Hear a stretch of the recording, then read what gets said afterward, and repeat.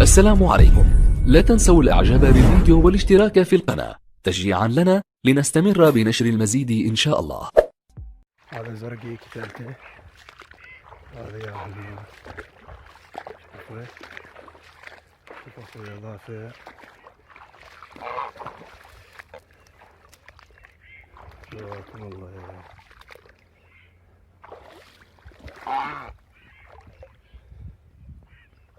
شوف اخويا يا ابو جفات شلون